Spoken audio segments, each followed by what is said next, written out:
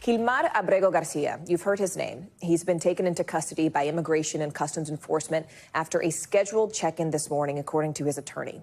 Abrego was released from federal custody on parole just this past Friday, reuniting with his family after about 6 months apart. His meeting today was part of the conditions of his release. Over the weekend, the Trump administration announced that they plan to deport him to Uganda unless he took a plea deal in which he would be sent to Costa Rica. Well, today, Abrego's attorney says that he filed a new lawsuit asking a judge to block his removal unless he is given proper due process to fight his deportation. NBC News senior Homeland Security correspondent Julia Ainsley joins us now. Julia, typically someone has the right to see their case and in some cases their appeal go through the court system until it is resolved. This back and forth, though, I mean, he was detained, he was deported, he was released, and now he's back in custody. Where do things stand at this point?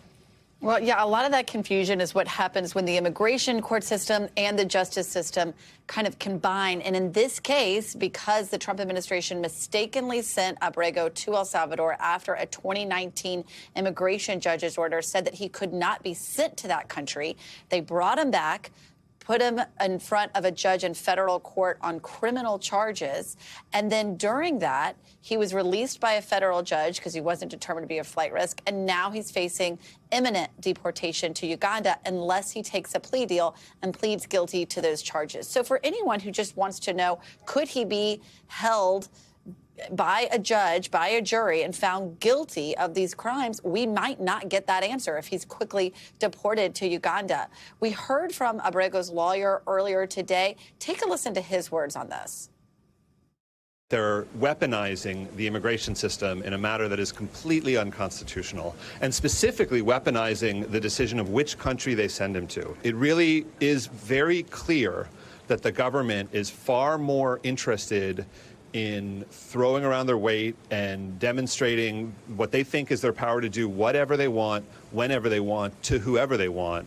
That's clearly far more important to them than any particular outcome in this case. And we also heard from Attorney General Pam Bondi today, who said, look, this is a man that liberals and the media want to have on jail or in the streets, and we're not going to have that. We're going to get him out of the country because, of course, she's the one who announced those charges against him months ago when they brought him back from El Salvador and charged him with human smuggling. She also has accused him of being a wife beater and a child predator. But again, we haven't seen that end in a conviction. These were charges, and in some cases, merely allegations that weren't connected to charges brought by the Justice Department. Julia, Costa Rica and Uganda, both of the options that you meant put on the table, but where does he go from here?